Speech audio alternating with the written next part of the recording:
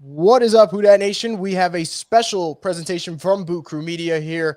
We're going to do a little bit of a live stream, answer your Saints questions. It's a busy time for the Black and Gold, especially after acquiring Derek Carr. So we'll get into all that. And if you guys have anything fun you want to talk about your new QB, about maybe Michael Thomas, about the draft, about free agency, we'll answer that right here. Rosvoglou alongside Saints reporter John Hendrix and Saints fan favorite former wide receiver Lance Moore. How's it going, guys? It's going great, man. Trying to decompress from the combine and all the Derek Carr stuff. It's a busy time, but you know what? I'd rather be busy than sitting on my hands and knees. And man, I tell you, the Saints off seasons are never dull. I'll tell you that. In over 10 years of covering this team, never a dull moment, sir. I'm good too, man. But you know what? The thing that I'm most excited about is the fact that we don't have to go into this offseason and into the season without knowing who our quarterback is going to be. Like, just that alone to me is great news for us to be able to have to build from. Shoot, man, this is like an early Christmas present. I people have asked me all week how I feel about the Derek Carr situation, and I know we'll get into it. But as you can tell, I'm super excited. And look, you guys have been on with the team for a long time, but the last 2 years, man, like as an analyst and a former player, have been so frustrating for me just to watch this team play, and specifically at the quarterback position, not knowing who's going to be out there. But now we know who's going to be out there, so that we can put that part to bed and figure out what's going to happen these next several weeks with free agency and the draft. I can't remember which one it was, Lance. I think it might have been Arizona, but I was over there, and I just reading your body language the whole time, just like how dysfunctional, how like tough it was to watch, because you knew the team had talent, you knew that they could do things, and it's just crazy to see how it just fell apart. And then it's just hard. But I remember that, just being around you and seeing that, and it's just like, man, what in the heck is going on here, really? Yeah, I mean, look, when I played, clearly I was there with Drew Brees for a long time, and we went into every single game thinking that we were going to win. We had Drew Brees as our quarterback, and we knew that he could be Superman if we needed him to be, but most of the time we didn't, because we all played with confidence knowing that we had him as our quarterback. I can only imagine how these guys have felt the last couple seasons, not knowing who's going to be the quarterback from week to week, and then just not having a top tier or even a mid-tier level quarterback to be the consistent starter. Shoot, man, this is great news for all of us. And I'm not ready to commit and say that we're going to win the Super Bowl, but I think that this team will be a lot better than the last 2 years for sure. Yeah, that's a great point. And, for anyone in the live chat right now, make sure to get your questions in. We will get to them momentarily. But you guys talked about that, kind of that uncertainty at quarterback. And I'm really fascinated because I think we're all in agreement in terms of this is definitely more of a pro than it is a con for the Saints, getting a Derek Carr. No more worrying about, is there a quarterback competition? Who's going to be the starter week to week? In terms of how much it moves the needle, have you guys ever thought about that yet? Do you feel like, I know, Lance, you just mentioned that you think it might be too early, and I agree, it's definitely too early to start analyzing in terms of Super Bowl contender or whatever, because there's still so many moves that need to be made. It's only March 9th.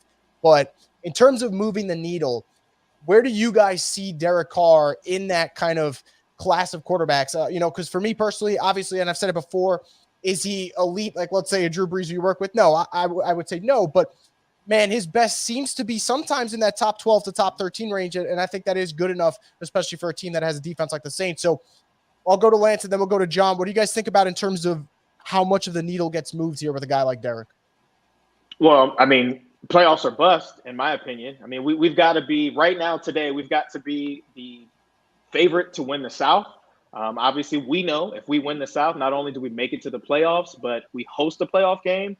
And then you never really know what can happen once you get there. I mean, obviously, teams get hot late, and a hot team is harder to beat. But I think that this is, I mean, shoot, man, this is huge for this team with this specific roster heading into free agency in the draft. We got a first-round pick back, even though it's a late one. I mean, this is all positive news. The needle has definitely been moved. I was one of those people that was on the Jameis bandwagon because I knew the type of talent that he had. It was just a matter of staying healthy for him, right? I mean, the first year that he was here, he sat and he didn't play. Then he goes and he balls out for 7 weeks and blows out his ACL. Then, this last season, obviously we know fractures in his back and his ribs and all kinds of stuff. So you never really got to fully see what he could do. But the team's got to do what it's got to do. If they don't see a long-term vision in a player, they're going to find somebody else that they think is better. And I mean, it's not like Derek Carr is a slouch. There's been a lot of comparisons. Oh, it's Andy Dalton 2.0. Well, which Andy Dalton? I mean, I said this on Sirius XM NFL Radio yesterday or 2 days ago. Which are we talking about? Prime Andy Dalton, who was really, really good and made Pro Bowls and won divisions and got his team to the playoffs? Or are we talking Andy Dalton last year? Because I think Derek is definitely a better player, way better player than what we saw from Andy last year. And Andy wasn't that bad. So I think the best version of Andy the best version of Derek can absolutely get us to the playoffs. And once we're in the tournament, baby, we got a defense. We've got a dynamic running back and playmakers on offense. It could be pretty exciting times for the Who Dat Nation.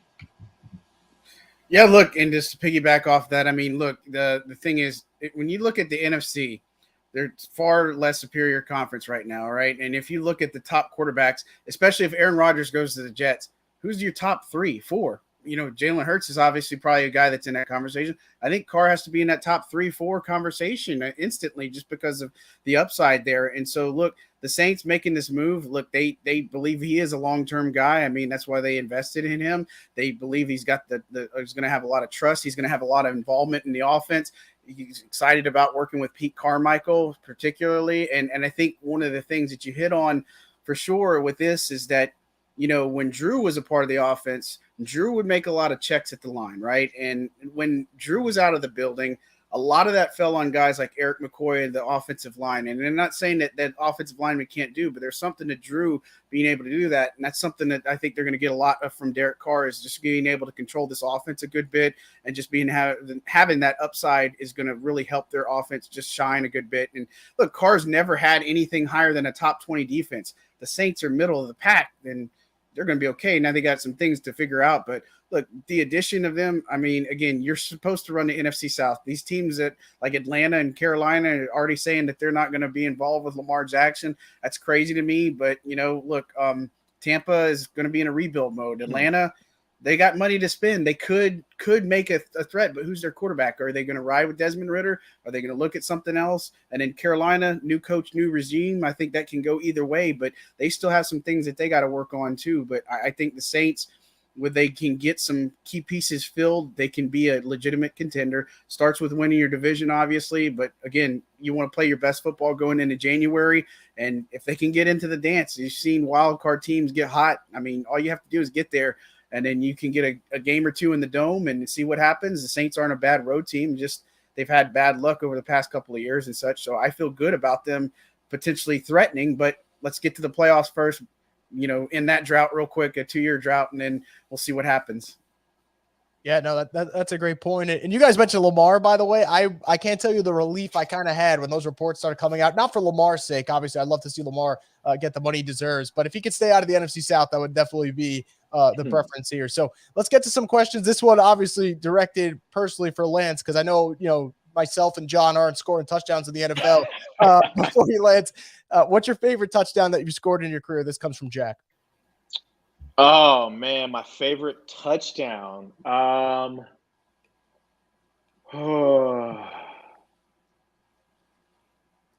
He's like, there's too many that I caught from Drew that were so memorable. Well, not that. It's just like, I mean, if he said what was the favorite score, I would say obviously the 2-point conversion, but that's not a touchdown. So right. I'll give him two. My very first touchdown, Seattle 2007 on a Z behind. And then the touchdown in London, 2008, playing against the Chargers down the left sideline, double move. And I say that because after the first one, 07, that was shortly after my grandfather passed. And then after the other one in 08, that was shortly after my grandmother passed. And so it's like those ones mean a little bit more to me, not as far as significance of game or anything, but just heavy heart, going out and playing and doing something significant in that moment to kind of say, you know what, I love you. This is for you. Yeah, for sure. I think those are my two favorite. Yeah, absolutely. So there you go, Jack. 2 for the price of 1 on that question. We'll move to the next one from Hank. I'll kick it to John, and then we'll go to Lance here. Who would you love to see in a Saints uniform this year, free agency or draft? So I guess, have your pick here, John. Man, I don't know. There's a lot of people. I mean, I think I'd love to see Michael Thomas back in a Saints uniform this year. I think that's probably where I'd start right there. But, look, I think when you look at the needs here, defensive tackle is going to be a huge need for him. And it won't surprise me if the Saints go 29 and get them, or they possibly look at an upgraded receiver or tight end guy like Dalton Kincaid is somebody.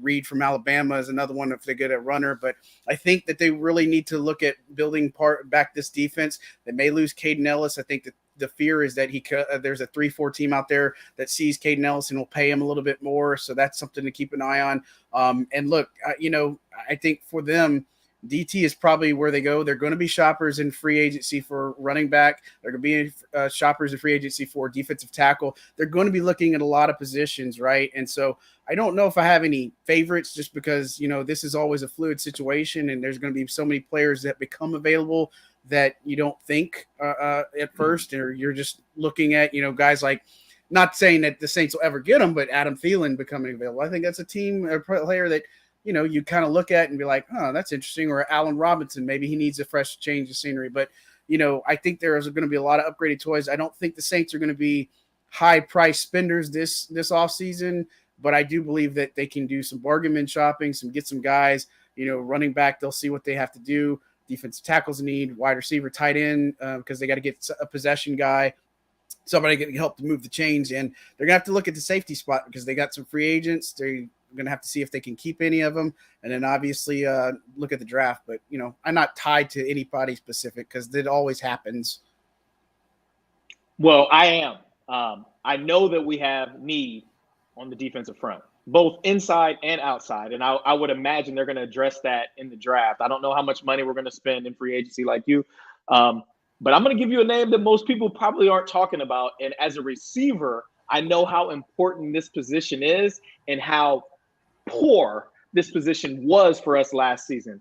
I'm going to go with Jimmy Ward, slot, safety, Mr. Do-It-All defensive back that can be moved around. He's versatile. He's tough. He's got great ball skills. You can rush him off the edge. Like, I watched so much of him last season, and I was kind of in awe because generally it's not a safety, a full-time safety that you move down in to play the slot. Sometimes it is. Some guys are good enough to be able to do that. We've seen Tyrann Mathieu do it over the years. We've seen Chauncey Gardner-Johnson do it. I'm still angry that we don't have him still on our team. Jimmy Ward, he might priced out of our price range because of how well he played. And I read just yesterday that he's wanting to move back to safety. But in this defense, he can play all the positions. I mean, because that's how DA he has 3 safeties on the field most of the time. And we need a major upgrade in the slot. I mean, that's just what it is. We traded Chauncey away and could never replace him. We definitely couldn't replace his production. But, I mean, his toughness, his leadership on the defense, I mean, you could tell it was a glaring hole on our defense. And we all saw what he did in Philly. I mean, shoot, he had 6 picks before he got hurt. And I think there were 7 or 8 games to go in the season. So, like, he was on track to have 10 or more picks. You let a guy walk out of the building. And I know Sean has, talked about this time and time again over the years. Like, one of the regrets that you have as a coach is you let somebody out of the building and he goes somewhere else and plays better. It's like, oh no, like this guy is even better than what he was when he was here. And maybe we didn't allow him to do all the things that he's good at here. So I think Jimmy Ward would be an amazing fit for this defense and somebody that could come in and contribute in a big way right away. Yeah, that's a really intriguing name. Jimmy Ward, like you mentioned, this is a guy who's a safety, goes to the slot for the Niners this past season. He was just outstanding. And his market will definitely be rich, but if you put him on the Saints secondary, that would be exciting to watch there. Grant asks, what position do you guys think is most important to address with the Saints first-round pick? And what are some players for that position? Before I send it to you guys, I'll just kind of keep it basic here. You guys mentioned about defensive line. Defensive linemen I feel like are so expensive at this kind of stage in the NFL, and kind of rightfully so because of the impact they could have. So whether it's the defensive lineman from Pitt. I know people like Van Ness from Iowa. I believe there's a Baylor defensive lineman that's kind of risen up the draft boards. I would just love to see them go D-line at 29 anyway. And I know Saints fans might get, a little upset about that because the last couple of defensive linemen maybe haven't hit their potential yet in the black and gold, but that's kind of what I'd be looking at. I'm curious what you guys think, though. What position would you guys go with that first rounder? If, let's say, you have everything mapped out, but you still have a certain need you really want to hammer home, which one would it be for you guys? Yeah, I think if look, they haven't invested in a defensive tackle since David Onyemata in 2016, and I get they used a 6th rounder on Jordan Jackson last year, but look, they haven't done it in a while, and I think about guys like Sheldon Rankins and some of the success that they have had over there, and it's going to be interesting because there's no Ryan Nielsen now to run that defensive line, and so it's going to be interesting to see where they're at as far as how they develop. Look, Marcus Davenport, he's expected to test the market right now, and they feel good about what they have right now with Peyton Turner. He's going to be a big guy that needs to make a huge leap. Tano is a big one in there. Cam Jordan, obviously, and then Carl Granderson. So with Peyton, he's got to stay healthy. That's the biggest thing for him. But, it's been a really big problem. But, again, they like his upside, but you got to be available. And so I could see DT for sure because they've only got one guy that's on the roster. It's a reserve future guy, and they could bring back Onyemata. They're going to have to find their next Malcolm Roach and the Shy Tuttles of the world. They're going to have to find those guys. But, look, when you talk about games are won in the trenches and stuff, you feel pretty solid on the offensive side. I think the defensive side, there's a lot to the imagination. And look, the last thing you want to see is you look at last year, they got gashed against the run a good bit. It wasn't what we thought it would be. And I think it's because of some of the interior play. I think there's a lot of factors. Missing a guy like CJ Gardner-Johnson, I think that had a factor in it as well. And so I think you got to build from the inside. If you're going to go with a sexy pick, a running back, again, I don't think Bijan is going to be there at 29, but, I like Reed from Alabama. This is a heavy running back draft. You can get guys in day 2 and be happy, or day 3 and be happy. And then if you're looking at upgrading a pass catching option, I like Dalton Kincaid a lot at 29. I like all those. It's funny. They asked what is the most important position, and John just said all of them. It is. I was thinking running back, late first round. There's going to be plenty of guys there, and we don't know what the situation is with AK, right? I mean, is he going to be suspended? Is he not? And we need another running back. I'm not sure that Mark Ingram will be back. We need depth at that position. But if Caden Ellis leaves in free agency, I think for sure we're going linebacker. I see Demario Davis still being an impactful player, but not being the same player that he was 2 or 3 or 4 years ago. Pete Warner stepping into his own, but can he stay on the field? And we saw how important and how big Caden Ellis was for us last year. And I'm not expecting us to draft somebody and that player to be Caden Ellis or to have that instant impact. But we've got to start thinking about age on our defense a lot more than people probably like to admit. And at some point, DeMario's not going to be here anymore. He's either going to be cut, traded, or retire from football. And we need to have somebody that's ready to go at that position. And what better way to do it than to have somebody that's there playing some this year and at some point being able to take over, learning from him first, and then being able to take over. I think that's a necessary position of need for us. And, if I'm thinking way outside the box, I think that's where I would go with it. Yeah, and that's actually a really good point about the age part of the defense. We think about how good this defense is, but when we start going into the youth of it, you have Lattimore, you have Adebo, you have Alontae Taylor, you have Pete Warner. Outside of that, it starts to get a little dicey in terms of the average age of the defense. But someone that you guys just actually brought up before, I remember, John, you just mentioned it, and we'll go to this question just to kind of keep it smooth here. You mentioned Peyton Turner and kind of when is that moment going to be? A question from Brendan here. Do you think Peyton Turner will turn the corner this year? I know that's such a tough question because no one really knows. But you get to see him on kind of a day-to-day basis over the course of the season, John. What is it in terms of Peyton Turner? Do you feel like it's the health aspect? Do you think it's a little bit of the health, also the development process of it? What's kind of the confidence level in he will turn the corner? Because there are moments. I look at the Raiders game. I thought he flashed in that game, a bunch of times, but it just hasn't been on there a consistent level. So what do you think for next season? I mean, look, the lack of availability stunts your development, I feel like, right? And I think that you can cite somebody like a Marcus Davenport. When he was a part of the offseason plan, when he was there from start to finish, he had his best year with the Saints. And so I think it's no different probably for a Peyton Turner. You got to be available. And I think that's the first step for him is being available. You know, I get some things happen and you got to take care of your body. You got to deal with things. And look, there were things about Davenport showing up last year overweight and just not in the right fit as far as where he's supposed to be playing and such. So, but as far as Turner goes, I think that's the first step is that you got to be available. You got to be in a position to put in some extra work, right? And look, I don't think you're going to get a bulk of the rotation right now. And so again, it's like I said, it begs the question, what's going to be the vision at defensive end, particularly because with Ryan Nielsen, they rotated a ton of the defensive linemen. And so I don't know, you're not going to get 90% from Cam Jordan, like as far as the snap usage in a game. I just don't think they're going to do that because they like to rotate. They like the Carl Granderson and where he's kind of growing up. Tano might have a bigger role here. And so for Turner, look, he's just got to be able to flash and show it and be able to stay consistent. I think the biggest thing is don't get wrapped up. I remember seeing stuff about Davenport that, he let a lot of the outside influence get to him because of the pressure of being a first round pick and just having all sorts of things. And when he kind of found himself and, Turner might be in a similar situation that he's expected to do a lot because he is a first round pick. And so I think he's entering a very pivotal year for him, but he's just got to be a part of the offseason program, stay on the field, continue to learn and grow. Maybe some fresh perspective will help him, but they do believe that player is still in there, but again, we'll have to see. And I wouldn't bank everything, the future or the pass rush being on somebody like Peyton Turner. You got to have another solid plan in the mix. Yeah, I agree. I think, look, you said it, but I'm going to say how Mike Tomlin always used to say it. Your greatest ability is your availability. If you can't be on the field, we don't know what you can do. And to make it even worse with a player like Peyton Turner is the fact that we traded up to get a player that nobody really knew about. Nobody thought that he was going to be a first-round pick. So once you're a first-round pick, it's not just the pressure, right? There's pressure on you. It's the expectations that people put on these type of players. Man, we moved up in the draft for you, man. We traded something away to get you. What are we getting in return? Not a lot thus far.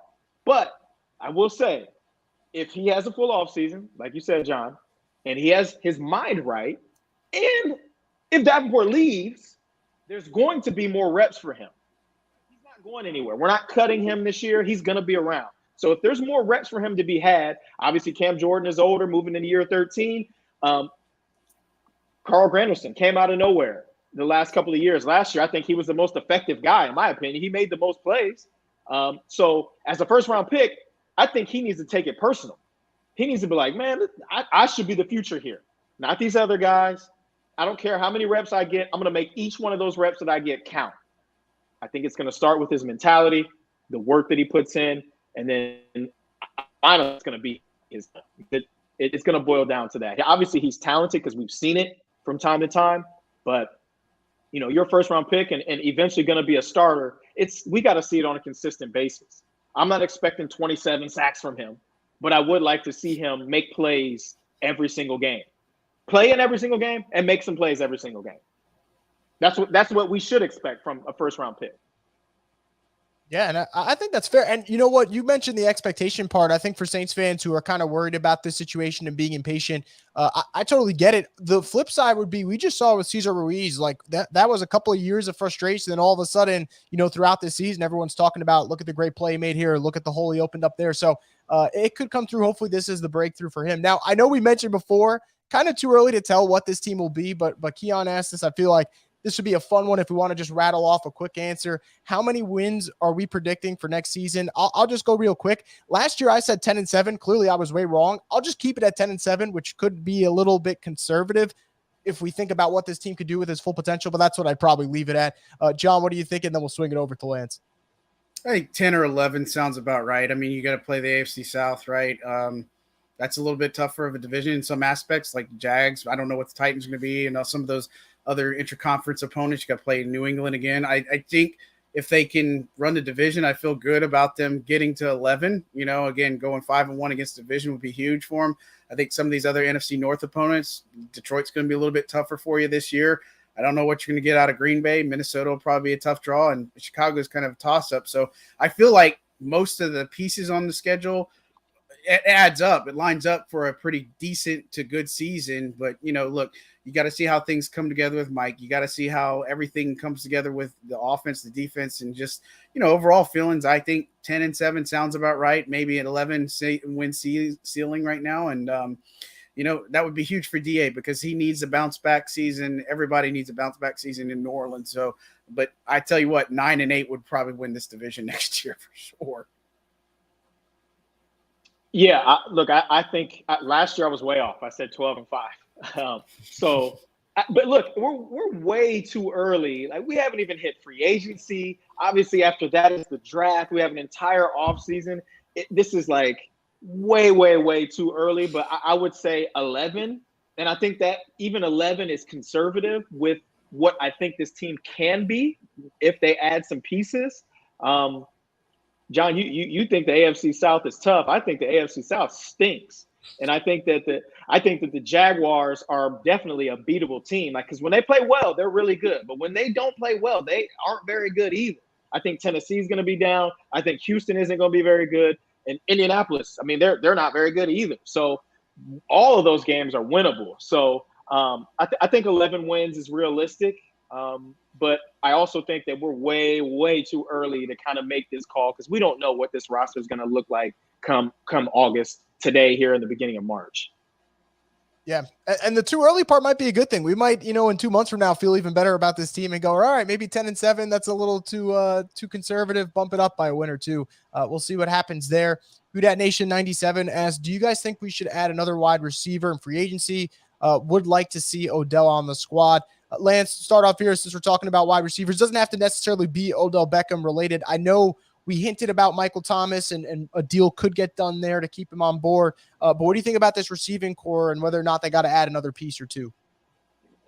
Well, yeah, I mean, I think it starts with Mike T. I mean, if he's around, I think we'll still add another receiver. We need depth. But if Mike T is not around, absolutely. There's got to be a veteran presence in that wide receiver room. It can't just be run by Rashid Shaheed and Chris Olave. Like, we need to have a veteran that's been there and done that. And I don't know. It's hard for me to say. I would love to see Odell in the Saints jersey. Let me just start with that. But we got to see if Odell is going to be like really healthy enough and Odell again. I would love for him to come in and be healthy and be able to, help this offense in any way. And I don't think he has to come in and be the Odell of old. I mean, I think he just has to come in, be healthy, put some pressure on the defense, make some plays here and there, because we got some dudes now. These two young guys are special, and I said it all last season. Like, the moment is not too big for either of these guys. Obviously, there's a huge difference between a first and an undrafted free agent, but both of those guys can ball, and you add a quarterback now that can deliver the football where it needs to be most of the time. They're going to be special. So I think, yes, we're going to add a receiver. It just depends on what happens with Mike T. I think Mike T being in the fold will be great for us. But if he's not, we absolutely are going to add a guy. And I would love to have Odell. Yeah, quick answer would be yes, I think so. I think they're going to be shoppers in free agency. And so I think that, Mike Thomas is going to be a big piece, but I don't think you would put all those eggs in that basket. And I know Mike, when he's out there, he can be on fire. He can do everything that you want and then some for him. It's something they absolutely have missed there. And so I don't see him just, even if they get Mike back in the building, I don't think that they'll stop there. Look, I'm curious. I know some people probably haven't talked about it much. I'm curious if Jarvis doesn't take another run here just because of the quarterback situation figuring out itself. And, last year was disappointing with the ankle injury and then he had a setback after that. But, I don't know if Jarvis was ineffective just because of who was playing quarterback and the scheme that was dictated. I don't know if you get a guy like Carr in the building, can Jarvis be more effective and such? And I just, it's something to think about, but they've got Traquan obviously still on the roster too. I just think that, you can't just have the offense shouldered by Olave and Shaheed. Thomas would be great. I think Juwan Johnson was great for him last year. A lot of great in the red zone and just did a lot of things for him. Troutman's got to take another leap. I know he's more probably the blocking guy at some points, but they just got to get somebody. When the Saints were, I talked about this the other day on radio, is that when they were most effective, that 2011 offense, man, you had so many weapons. You had them out the backfield. You had Sproles, you had Thomas, you had Jimmy over at tight end, you had Colston, you had Lance, you had all these guys that were just able to do things. And number 9 was great at doing a lot, but you had those weapons around. And that's why I feel like, if they can get a couple of those weapons in the offense, this could be a good year for Pete Carmichael too. But, look, they got to look at wide receivers. I know they're going to shop there. Maybe look at the draft. I know that could be a potential, but I would definitely kick the tires and start looking heavily in it. And I think Carr coming in New Orleans is going to help be an easier sell for a lot of these guys too. Somewhat keeping it on the theme of pass catchers, Joseph asks, we need Juwan Johnson back on a scale of 1 to 10. What do you guys think the probability is they bring him back? I believe Juwan's restricted, makes it a little bit interesting. So the Saints really do, in terms of the leverage of keeping him, that definitely benefits them there. John, what do you kind of think about that? I know Juwan Johnson's a guy that we talked about throughout the season, as even in like the games where it's like, man, the Saints didn't show up. He did. And there were a lot of moments for him like that. What do you kind of think? Maybe not so much probability, but what do you think the best idea is for the Saints here in terms of addressing that tight end room? And it is worth noting that Derek Carr has had a lot of success with tight ends during his time with the Raiders. Yeah, look, I think because he's a restricted free agent, it helps the Saints, but those tenders have gone up a lot. Usually it was a no-brainer that you could say, hey, these guys are restricted, we can put those tenders on them. I think now it's like 246 for the tenders there. And so, I think for the Saints, maybe they can try to get something done for him.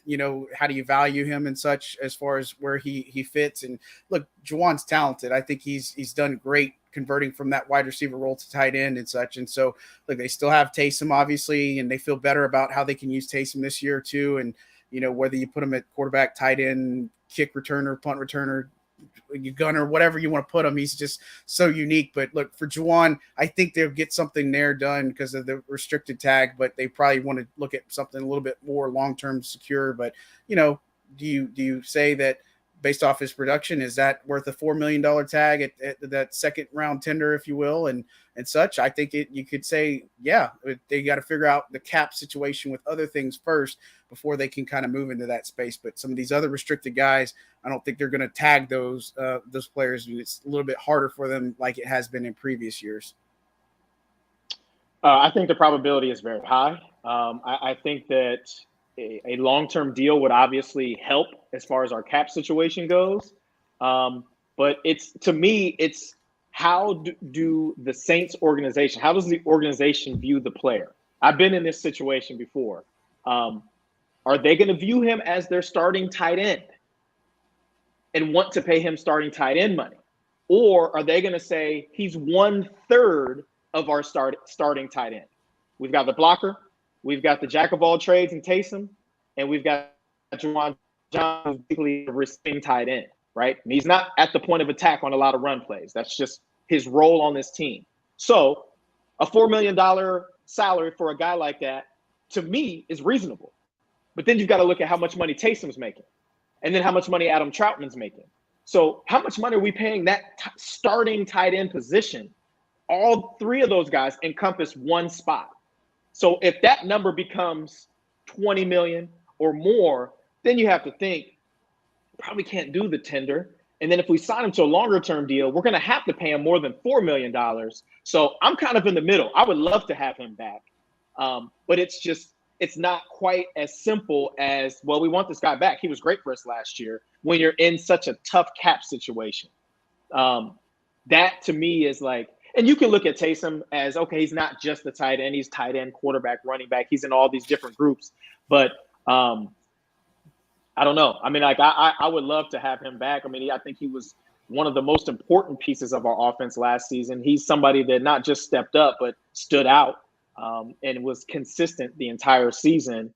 And if we want to go to where we think we can go, I think we need a player like that on our team. So I'm kind of in the middle. I guess I'll be 6 or 7. I'm not quite 10, and I'm definitely not 1. I think they're going to do everything they can to keep him. It's just a matter of if you tender him.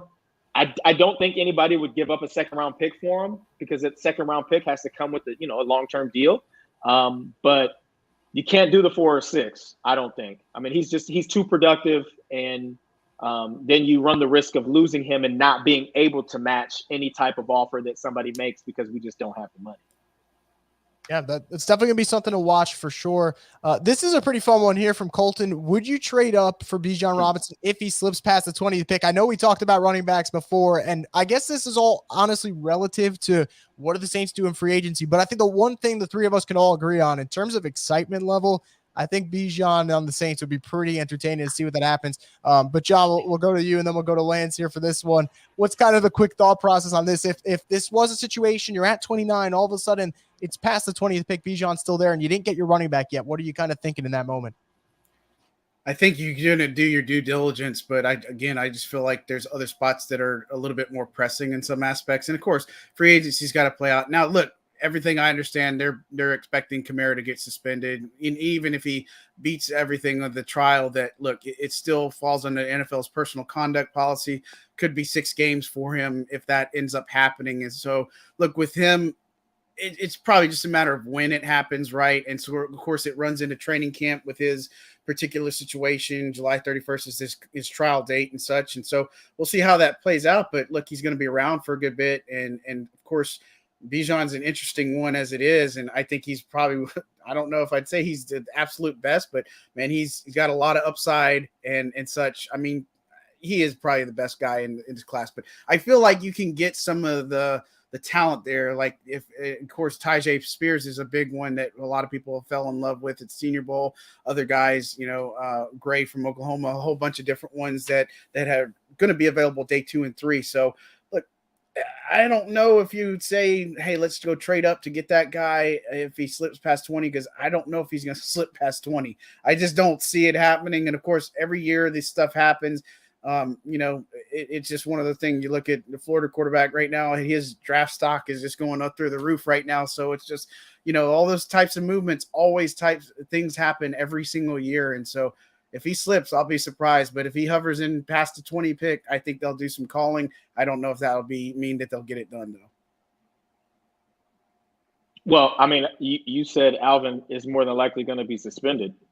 So I think there will be more than exploratory phone calls. I don't know that I would want, or I'd be interested in what we would have to trade to get from 29 to 21 or 22. I mean, that might be a little too rich for what we think we can be able to get later in the draft with our other picks.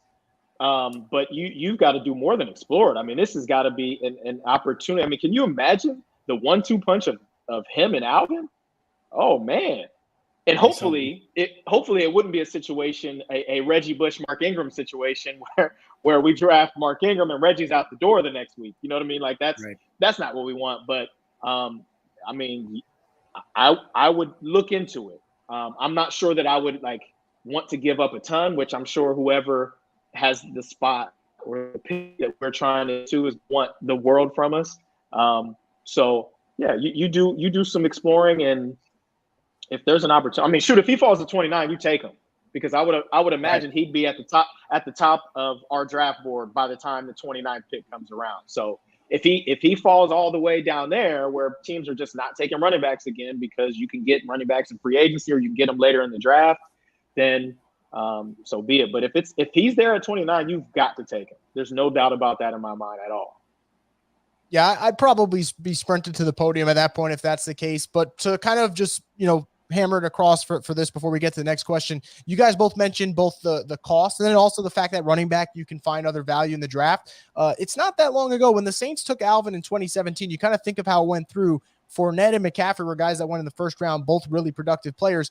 But you had Alvin go in the third. You had guys like Kareem Hunt go later on, and even Aaron Jones way later. So there are situations where you can find talent definitely later on at that position. Steven asked, and this kind of goes hand in hand with the Juwan Johnson situation, but said, how will we feel about adding a Mike Gesicki or Dalton Schultz for Derek Carr? We know he had a connection with Waller. Start with you, Lance. This is interesting. These are two really, really productive tight ends. These will cost an awful lot, though, I'd imagine. Dalton not getting the tag, and then same thing for Gesicki here. So how would you feel about that? I know it would be an expensive move, but I guess the logistics of it in terms of the scheme fit and stuff, what would you think about it? Well, I mean, I think both guys would fit. I mean, they're both really, really good pass catchers. I think Gesicki's a little more dynamic, a little more fluid and athletic. But Dalton Schultz has had some very, very productive years in Dallas, and I would imagine that would translate well in this Pete Carmichael now old Sean Payton offense. But it obviously comes down to what happens with Juwan first. I would imagine. I'm going to put the tender, let that ride, see what happens. Because I do think that those other two guys are going to be a little too rich for the amount of money that we're going to want to spend on that tight end position. There are other positions that I think are going to be priorities over tight end. And yeah, I mean, tight end is a quarterback's best friend. So as long as we have, one or two of those, guys that can catch some balls, then we'll be in a good spot. Yeah, I like Gesicki coming out of college. I always thought, man, if there's a chance he could come into the offense, I'd love to pick him up. But look, again, the tight end market's really going to be interesting to watch this in free agency and such. And I think that if you keep Juwan and kind of what Lance alluded to earlier is how much you paying that entire room now because of Taysom and then obviously add a Troutman and then obviously Juwan too, especially if you tag him. And so I don't know that you're going to look that way potentially. And I feel that they like Juwan Johnson a lot. They still like a lot of what Troutman brings to the table. And then they feel like they've kind of carved out that role and have a better vision of how to use Taysom and such. And again, how it unfolds remains to be seen. So look, I think it would be cool to obviously have all these shiny toys that, what do they say? One man's trash, another man's treasure. Not that they're playing bad, but, valuing these guys and such that I think, some points they're gonna just be too expensive for the Saints to look at, and there's so many other pressing needs that they're just gonna have to look at those first and fill those out first. Yeah, that is true. Those are definitely going to be costly guys there. Fun one here. Dustin asks, when did the Saints retire number 16? This is a question a lot of us has had. What do you ever think about that? I've never thought about that, honestly. Like obviously, I've been out of high school for a long time, and my high school retired my jersey, I want to say, maybe not my rookie year, but early on in my career. And one of the first phone calls I made after I heard was to my head coach. I said, Coach, I want somebody to wear my number. Like, I don't want people to not be able to wear it. First, it was number one. And number one is like the sweetest number to me. But I'm like, you can't retire my number, man. Like, I want somebody that does things the right way, that works hard, is a good person, and is a baller on the field. I want that person to be able to wear number one. Like, you can have a different standard for it, but don't hang it up somewhere and say nobody can ever wear it again. Like, I'm good on that. Like, I had a little bit of a hard time with the Saints giving 16 away literally after they cut me. That was like, oh man, like that's what I meant to this organization for such a long time. Like, so it kind of hurt a little bit, but I look, man, I don't want my number to be retired. I want the number to be able to be worn and somebody to wear it with pride, and hopefully somebody to make it their own so that they can be the future 16 of the Saints. Yeah, it's funny that you have like such a modest approach about it, because I know when certain numbers get given out, like you mentioned 16, or even with Colson's number, the fans just get up in arms like, I can't believe they're doing this. Like, it's almost like a crime against humanity. I'm like, I don't know. Like, it's interesting to see that that's the way you see it. John, this is a fascinating one here. Thoughts on Nolan Smith at 29? I know we kind of mentioned a lot of defensive linemen. Nolan would be a little bit more of a twitchy type of edge player. I'm not sure if it technically fits the Saints mold. I'll have to do a little bit more work on him, but whether it's at the combine or not, have you thought about this kind of possibility, or are you looking more towards interior defensive linemen? Again, I still look at interior. I mean, not that they can't look at that aspect, because you're always going to need people to affect the quarterback and such in terms of pass rushing. Smith is an intriguing guy. Look, I think he's going to have a pretty good career ahead of him and such. And of course, this is all we're all talking, just because, again, you did the work at college, and look, the combine is what it is, because again, most of these players have already put out the tape that's going to get them drafted where they're at. And, for the combine, it is a chance for them to get to know these players and such. And look, Smith is, again, very intriguing. I don't think that the Saints would move that way. Never say never. Again, it's probably going to depend some on, how they feel about Peyton Turner. Because if they do take somebody like that, then it puts a lot more pressure on a Peyton Turner. I think they're going to try to see how it works with him this season. But again, I look at that interior, thinking about how they got gashed last year against the run, how they just need some upgrade. They need some new blood there potentially. And so I just really feel like that interior, if I'm going to look at a defensive lineman in the 29 or 30 or 40, it's got to be a DT. And Smith, they'll be an intriguing guy again. I just don't see it right now. I just don't see him being there at 29. A guy that tested off the charts. Obviously, he could run, but if he is there, it's to me, it's back to that best player available situation. I mean, you're in the first round. These guys don't just fall out of thin air. I mean, these guys are first rounders for a reason, and you can never have too many pass rushers. He was more of a stand-up guy at Georgia. He wasn't a 4-3 hand in the ground defensive end. But guess what? Caden Ellis played a lot of that last season on the edge of the line, kind of that hybrid defensive lineman linebacker spot. And we know Nolan Smith can run, so that's not going to be a worry if he has to get out in space a little bit. I think he moves well enough, but I just don't think he's going to be there at 29. I think somebody has fallen in love with him enough to be able to take him in the top 20. But if he's there, I would think about taking him for sure. I mean, sure, we need to shore up the middle of that defensive line, but if you got a dynamic pass rusher like that, I mean, you perk up at something like that, and if you get the opportunity to get him in your building, because like I said, you need as many of those guys as possible, especially when our best guy is moving up to, what is he going to be? Cam's going to be 34 or 35 this year. So, you got to at least explore if he's there. Talked about guys that could run. This won't necessarily be a first-round prospect, but maybe late day 2, early day 3, depending on how the pro day goes. Tulane running back Tyjae Spears. I know in terms of pleasing the fans, this would definitely be up there. But this is also technically a position of need for the Saints. We talked about that running back room. You might be without Alvin for a period of time. And even if you, let's say, were to have Alvin the whole season, they still need to get a little bit more juice into that backfield. So what do you guys think about this possibility? Would this intrigue you? I know Tyjae Spears finished his career on one heck of a note with that win against USC. So what do you guys think about this possibility?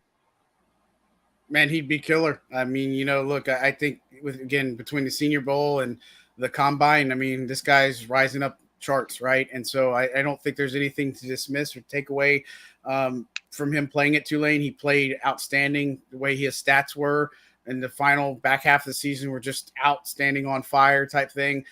Guy works hard. He's just, I mean, you talk to him, this guy's really intelligent and he could bring a lot to the Saints offense. And, I like the toys in the offense and such. So I think this is a guy that would make a lot of sense. I just don't know where he's going to fit ultimately. I think early day 3 sounds right, but I don't know. I don't think you can say he's a late day 2 guy yet, but early day 3 sounds right. And it depends on, again, it's the hypotheticals are always, and I'm always a proponent why I don't like mock drafts this type of year, is just because free agency hasn't played out. So if I'm going to take it based off of what they have now, is completely different than after how free agency plays out. But Spears, if he's available, they got to get better at that running back position no matter what. I mean, Benjamin's the only other guy that's really on the roster that could have playing time. And so maybe there's some semblances there that he can bring to the offense. But, they still got to look at free agency and the draft for the running back solutions. Yeah, I agree. I mean, I think he would be great. I think he would be a guy that could be similar to a lot of the things that Alvin does. And if Alvin is suspended, then you've got your guy that can kind of take on that role while he's out. It's just a matter of where are we going to try to get him?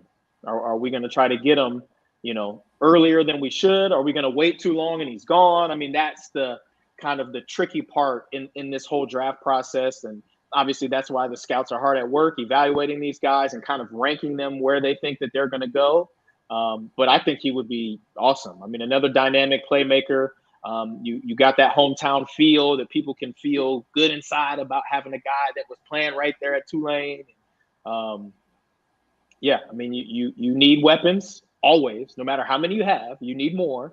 And I think he would be awesome in the black and gold. Yeah, be a lot of speed too. Spears, Olave, Shaheed, definitely something there that the Saints can utilize to their advantage. Question from Mac here, directed for Lance. This is pretty fascinating considering the ups and downs so far. How do you feel about Marquez Callaway and what he can do for the Saints short and long term? I know Callaway's an interesting situation. There's been moments where, man, he's made some crazy catches. Also, some moments where you expect a little bit more. At least from personal just experience, just watching it so far, Lance. What have you kind of seen from him in terms of things he can get better at, things you've liked? Hey, man, it is tough to be thrust into the lineup as a rookie and basically become the guy. And then the team draft a guy in the first round. Other guys come back healthy. You sign free agents back. And then you're like, okay, I'm right back to undrafted free agent Marquez Callaway again. Like, they forgot about what I did last year. So I can only imagine what he was going through mentally last season.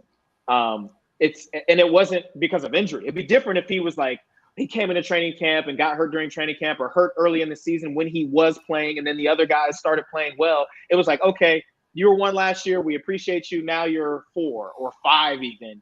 And then you kind of have to just buy your time. And there was I believe there was a couple healthy scratches in there. And I felt for him. Like I really did, because I know that this guy can play. Like he's not some slouch. And I guess to answer the question, short term, he can add depth because I would imagine he's not going to be the starter, but he's got starter reps. So he's definitely a guy that we can count on. I think that the obviously Pete and the offensive coaches have to do a really, really good job of keeping him in it. That's something that I say to like the young receivers that I train. Some of them are varsity starters. Some of them are freshmen or sophomores and don't see the field. And I say, stay in it. Stay in it. What do I mean by that? I say, stay mentally in the game and you're preparing as if you're going to be the guy, because you never know when you will be the guy. It might not be on your terms. It might not be when you think it's going to happen, but that something might happen. You might have 3 guys go down in one game and all of a sudden you're the guy that's getting all the balls. Are you ready? Are you prepared? Are you or the light's going to be too big? Thankfully for Marquez, he's been the guy.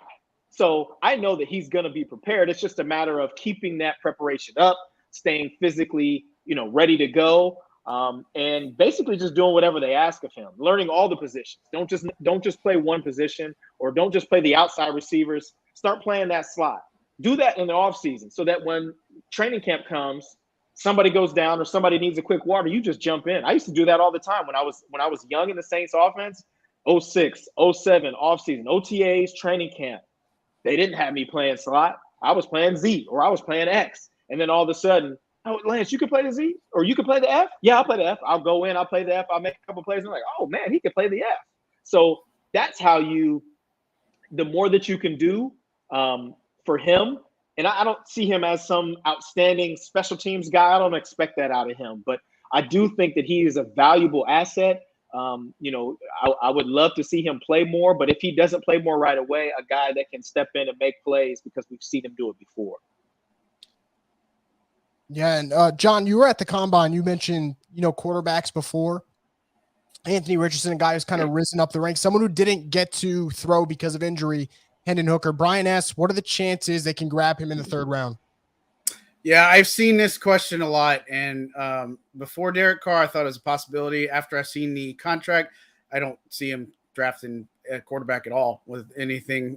3rd round, if he's available and he's around, I think you got to look at it. But, again, if your belief is Carr's the guy, you got him on a 4-year contract. Let's say he's going to play at least 3 of those, because that last year is a little bit weird as far as the salary cap goes. Then what's the point in drafting a guy like that? I mean, he could sit the bench. Yeah, he could sit and learn and grow and all that type of stuff. But, I don't know. If you would have said Carr was on maybe a 2-year deal, I would have said, okay, they should draft somebody. And if it's Hendon Hooker is available, 29 or 40, I think I run to the podium and turn that in really quick. But after seeing Carr and just kind of talking and getting a sense that they view him as that long-term guy, again, there's too many other pressing needs to put on a quarterback. If you're going to draft one, maybe a later day 3 guy, but I just don't see the need now if Carr is your guy and there's no reason to start a quarterback controversy or anything like that. It's a guy that would literally just sit on your bench, assuming that Carr is going to stay healthy 100% of the time. You know what I mean? Yeah, for sure. And, we have maybe one, maybe two more questions before we wrap this up. Question for both of you guys here. We talked about this a little bit earlier, but this is definitely something. You talked about the on-the-field stuff. Noah asked, how big of a game changer is Carr's leadership to his team? Obviously, Lance, from personal experience with Drew Brees, just how important that is for the locker room. From Carr, it seems like everyone says great things about him. How much of a factor can that be for a team like the Saints with a lot of veterans and a good culture there? Well, it's going to be huge. He's not just a guy that's played for a long time. He's a guy that's had success for a long time. And he's going to command the room like a coach. He's going to be an extension of the coaches on the field. And that's no slight at any of the guys that we've had the last 2 seasons. I just think that Carr is a better player than the guys that we've had the last couple of seasons. And, he's a guy that I believe is going to take this offense by the horns and make it his own and be very communicative with his guys. He'll spend time with them.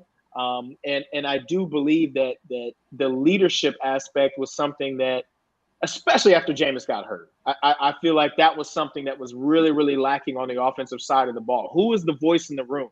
Who was standing up and telling these guys, we need to get it going when we're starting games super slow? We're not scoring in halves of football games or 3/4 of football games. I don't know who that was. I was around at some of the games last year, and I honestly, I couldn't tell you who it was. A lot of times we have guys banged up, and then, the guys that you're expecting to hear may not be the ones that are talking very much. So having a consistent voice in that offensive huddle and in that offensive meeting room is huge. And, I think he's definitely somebody that the guys will rally around. Yeah, again, I think so too. I look at last year, that speech he gave with the Raiders, just about how emotional he got, and just talking about taking up for his players. Just like nobody knows what these guys go through every year. They don't know how much they play hurt, all the types of things that they mask just to be able to be on the field, and just how Carr's emotional side on it, just taking up for his teammates, and just how, he wants it. And I think that's a big thing, is his drive, and a guy that's going to practice what he preaches and such. And so Drew was the same way. Like, the guy was vocal. Everybody could rally around him. And again, it's nothing against the guys that were a quarterback. Andy's a likable guy. Jameis, I wish we could have seen what the full Jameis Winston effect was, right? I wish, and it's going to always be a what if, but with Carr, you've seen it, him practice what he preaches, and then he's going to come in here and he's going to be able to command the offense. Players were recruiting him. It's not every day you get Drew trying to help pitch and bring a guy like that into the building too. So I really feel like between that and the way DA believes in him, goes a long way for the Saints, and it's only going to echo what this team needs, because DeMario, we know he's pretty much the consummate leader of this team, right? And especially in the defensive side, but just the team getting pumped up. But they need somebody like a Carr in that locker room too, to help echo and help reinforce, to make sure this team does what they need to do.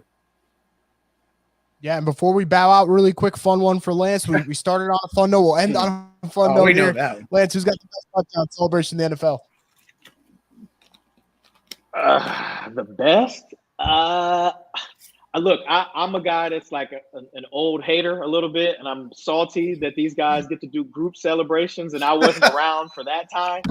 So I love all the group celebrations. Like, they get so creative, and you can tell that they're practicing them, because I know I was practicing them when I was doing it by myself. So I can only imagine having 4 or 5 or more guys, trying to be on the same page.